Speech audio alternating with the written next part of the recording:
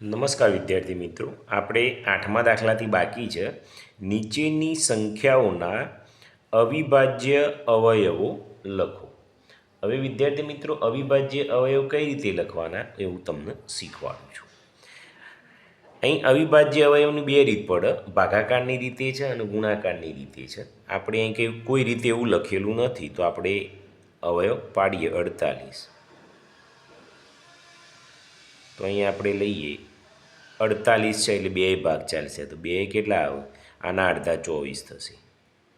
પછી 24 છે એટલે બે ચાલશે, તો બે 12 થશે. બે 6 થશે, બે તરી 6 થશે અને 3 એકા 3. એક આવે એટલે પૂરું કરી દેવાનું. તો 48ના અવયવ કયા કયા આવે? 1 2 3 4 બગડા, 1 2 3 4 અને તગડો. જો 3 દુ 6, 6 દુ 12, 12 દુ 24, દુ 48 આવી ગયા. તેનો મતલબ આપણો જવાબ કેવો છે? સાચો છે, 72. 2 36, 2 18, 2 9. હું 9 આવે એટલે 3 ચાલશે, 3 તરી 9, 3 એકા 3. તો 72 બરાબર બગડો બગડો બગડો તગડું તગડું 3 તરી 9, 9 દુ 18, દુ 36, દુ 72 આવી ગયા. ચલો 56. તો બે આના અડધા કેટલા? તો 28. બે આના અડધા 14, બે 7, 7 છે એટલે 7 1 આવો.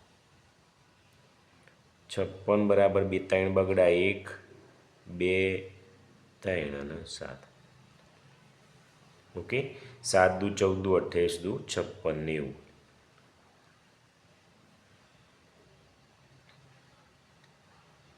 બે 45. હું પાંચડો આવ્યો એટલે બે નહીં ચાલે, ત્રણે ચાલશે. 3 15 તરી 45, 3 5, 5 1. તો 90 બરાબર બગડો તગડો તગડો પાંચડો. 5 તરી 15, 15 તરી 45, 45 દુ 90. ઓકે, આ રીતે ગણવાના છે. ચલો આગળ જોઈએ. હવે શું કહે છે? નીચેની સંખ્યાઓના ગુણાકાર પદ્ધતિથી અવિભાજ્ય અવયવ લખો. પદ્ધતિ કઈ કઈ છે? ગુણાકાર. ચલો 28 જોઈએ. 28 એટલે કયા ઘડિયામાં 28 આવે? તો આપણે લખીએ 4 સીધો 28. 4ના ભાગ પડે 4 કયા ઘડિયામાં આવે? 2 દુ 4. 7ના પડે ના પડે તેમના 7 દુ 14, દુ 28 થઈ ગયા. ચલો 75. કયા ઘડિયામાં આવું? તો 25 તરી 75. બરાબર છે. 25 કયા ઘડિયામાં આવું? પોચે 25. 3 ના આવતી 9. હવે આપણે ક્રમમાં લખી દઈએ, નાનો આગળ લખી દેવાનો, પછી પાંચડો અને પછી પાંચડો. ચલો 84. 84 કયા ઘડિયામાં આવું? તો ના આવડતું હોય, ઘણા મિત્રોને એવું બને ઘડિયા ના આવે તો 2 લખી દેવાના. 2 ચલાવીએ તો કેટલા આવે? 2 ચોક 8. 42 ગુણ્યા 2 કરીએ એટલે 84 આવે. 2ના ભાગ ના પડે તો 2ને એમ ના એમ રાખો. ચલો 42 કયા ઘડિયામાં આવું? તો એ તો આવડશે, 6 સીધો 42. ચલો 2 એમ ના એમ. 6 કયા ઘડિયામાં આવું? 2 તરી 6, 7 એમના એમ. બરાબર, આ રીતે અવયવ પાડતા જવાનું છે. ચલો 70 કયા ઘડિયામાં આવું? તો બધા બાળકો બોલશે, સાહેબ એ તો આવડે, 7 દાન 70. 7ના અવયવ ના પડી રાખો. 10 કયા ઘડિયામાં આવું? 2 પંચો 10. 2ના એ ના પડે, 5ના એ ના પડે, 7ના એ ના પડે. ક્રમમાં ગોઠવી દો. પહેલો બગડો લખીએ, પછી પાંચડો લખીએ, પછી સાતડો લખીએ. 92 કયા ઘડિયામાં આવું? ના ખબર પડે તો 2 બગડો એટલે 2 લઈ લેવાનું. 2 ચોક 8, 2 છંગ 12, 46 ગુણ્યા 2. બરાબર. ચલો બગડો એમના એમ. 46 એટલે 2 ગુણ્યા 23, દુ 46. તો 2 2 અને 23. 110 તો 10 ગુણ્યા 11 110 થાય. ચલો 10 એટલે 2 પંચો 10. 11 ના પડે તો એમના એ. ચલો 350 તો 10 ગુણ્યા 35 કરી દઈએ. તો 10 ના પડ શીખાયા 2 પંચો 10. 35 એટલે 5 સીત્યો 35. બસ એ કંઈ ના નહીં પડે. તો વારંવાર પ્રેક્ટિસ કરશો એટલે આ આવડી જશે તમને. ચલો 555 એટલે પોચે ચાલશે તો પોચે એકા પોચા પોચે એકા પોચા પોચે એકા પોચા પોચડો એમ ના 111 ના પડે ભાઈ. તો 1 2 ને 3 પડશે. 3 ચાલશે આવી કયા પડે તો એ તો ગણવા પડે આપણે. બરાબર છે. તો 3 લઈએ તો 3 ગુણ્યા 3 તરી 9 10 11 એટલે 2 વધ્યા અને 21 એટલે 3 સીતો 21. બસ ક્રમમાં ગોઠવી દો. પહેલું તગડું, પછી પાંચડું, પછી 37. બરાબર છે. 1000 તો 10 ગુણ્યા 100 કરીએ એટલે 1000 આવી જાય. 10 ના ભાગ પડે 2 પંચો 10. 100 ના પાડવા હોય તો 10 દાન 100. 2 એમના એમ, 5 એમના એમ. 10 ના પડે કયા 2 પંચો 10. પેલાય 10 ના પડે કયા 2 પંચો 10. ક્રમમાં ગોઠવીએ. બગડા કેટલા 1 2 અને 3 બગડા 1 2 3. પોચડા કેટલા 1 2 3. તો પોચડા વિદ્યાર્થી મિત્રો કેટલા થયા 3. બસ આ રીતે હવે પાડવાના છે. હવે 10મો દાખલો શું કહે છે? નીચે આપેલી જોડીઓ સઅવિભાજ્ય સંખ્યા છે કે નહીં? સઅવિભાજ્ય એટલે શું ખબર? એમના બંનેના અવયવ પાડો ને તો કોમન 1 હોવું જોઈએ. ચલો આપણે 27 ના પાડીએ તો આપણને ખબર છે 3 9 27 એટલે 3 9 એટલે 3 તરી 9. 3 તરી 9 તરી 27 પડી ગયા 32. 32 એટલે 2 દુ 4 દુ 8 દુ 16 દુ 32. આ પ્રેક્ટિસ કરશો એટલે આવશે. બંનેમાં કોમન અવયવ જુઓ. બંનેમાં સરખો અવયવ કયો છે? તો એક જ છે. જો કોઈ તગડો એ નહીં હોય બગડો. એટલે આ બંનેમાં તમે જુઓ તો કોમન અવયવ એટલે સરખો અવયવ એક છે. એટલે સરખો અવયવ એક હોય એટલે આ કયો કહેવાય? સવિભાજ્ય છે કહેવાય. એટલે હા આવશે. અહીં લખી દઈએ અવિભાજ્ય છે. ખ્યાલ આવે? અહીં જોઈએ 42 ના પાડીએ. આ તો જોતા હોત મને તો ખબર પડી જાય કે જવાબ કયો આવશે. ના આવશે. કેમ?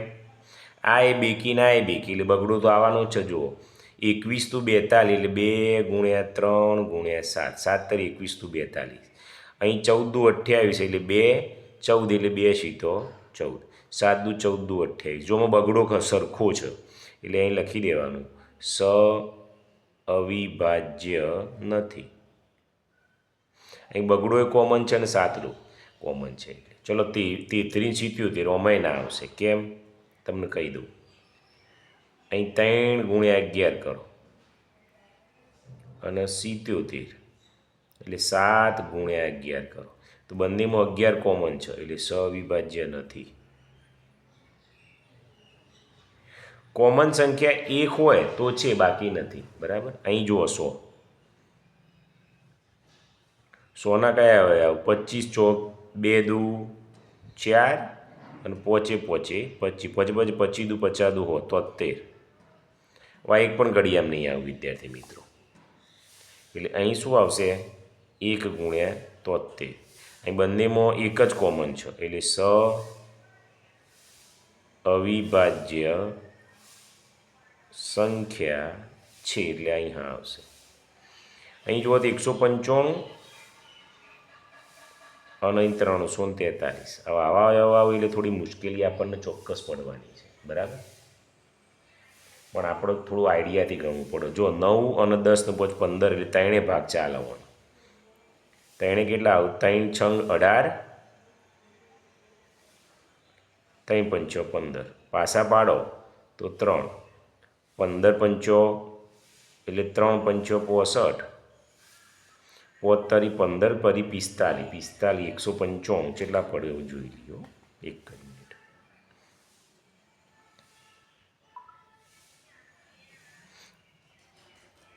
કેટલા છે 155 ભાગ્યા 5 તરી 15 તરી 45 નહીં આવે 65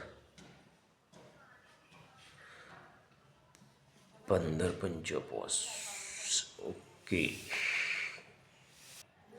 અહીં વિદ્યાર્થી મિત્રો 3 એમના એમ 65 એટલે 13 પંચો 65 અહીં 13 લખવાના છે બરાબર. હવે 343ના અવયવ પાછા પાડવાના છે. તો 343 છે ને 7 ગુણ્યા 7 ગુણ્યા 7 કરો એટલે 343 આવો. આ 13 છું હો. તો આમાં બંનેમાં જુઓ તગડો 13 પોચ 7 7 7 કોઈ કોમન નથી તો અહીં લખી દેવાનું અવિભાજ્ય સંખ્યા નથી નહીં ના કરી દેવાનું. ઓકે. અહીં જુઓ 231 અને 216 આ થોડા ભારે દાખલા છે એ આપણું થોડું મગજ દોડાવવું પડે કઈ રીતે ગણવું. હવે 231ના અવયવ પાડી. હવે વિદ્યાર્થી મિત્રો આના અવયવ પાડો 231 એટલે 3 આવશે બરાબર છે. 3 ગુણ્યા 77 કરીએ એટલે 231 આવે. પણ 77ના અવયવ પાડો તો 7 ગુણ્યા 11 11 છે તો 77 ગુણ્યા 3 કરો એટલે 231. હવે 216ના અવયવ પાડો તો 3 બગડા આવશે અને 3 તગડા આવશે. એ તમારે રફ કામમાં કરી દેવાનું. તમે અહીં જુઓ તો વિદ્યાર્થી મિત્રો અહીં ત્રગડો કોમન છે અને અહીં એ તગડો કોમન છે અને કોમન હોય એટલે સવિભાજ્ય સંખ્યા નથી આપણે જાણીએ છીએ વિદ્યાર્થી મિત્રો. અહીં વિદ્યાર્થી મિત્રો અહીં કોઈ સરખું આ છે તો અહીં લખવાનું અવિભાજ્ય સંખ્યા નથી અને અહીં શું કરી દેવાનું નહીં. અહીં જુઓ તગડો અહીં કોમન કશું નથી એટલે અહીં હા આવશે હો મારે લખવાનું. તો અવિભાજ્ય સંખ્યા છે એટલું લખજો વિદ્યાર્થી મિત્રો. મારા ઉતાવળમાં એવું થયેલું છે હું ડાયરેક્ટ દાખલા ગણાવું છું એટલે. ચલો 10 પછી 11. હવે અહીં શું કહે છે અવયવ વૃક્ષ પદ્ધતિનો ઉપયોગ કરી ખાલી વર્તુળ પૂર્ણ કરો. 128 છે તો 128ને 4 ભાગી દેવાના. જો હું તમને બતાવું 128 ભાગ્યા 4 એટલે 32. તો અહીં કેટલા આવશે 32. હવે 32 છે એટલે 16 ગુણ્યા 2 કરીએ એટલે 32. અહીં 4 છે એટલે 2 દુ 4 આપેલા છે. અહીં 16 છે એટલે 2 8 16. અહીં 8 છે એટલે 4 દુ 8. અહીં 4 છે એટલે 2 દુ 4. આવા વૃક્ષ થઈ ગયું. હવે 180 છે એટલે 90 દુ 180. અહીં 90ના 2 બાળકો 2 45 દુ 90. અહીં 15 તરી 45. અહીં 15 છે એટલે 5 તરી 15. આના વિદ્યાર્થી મિત્રો અવયવ વૃક્ષ તરીકે ઓળખવામાં આવે છે. બસ આટલા સુધી રાખીએ પછી 12મા દાખલાથી નેક્સ્ટ જોઈએ.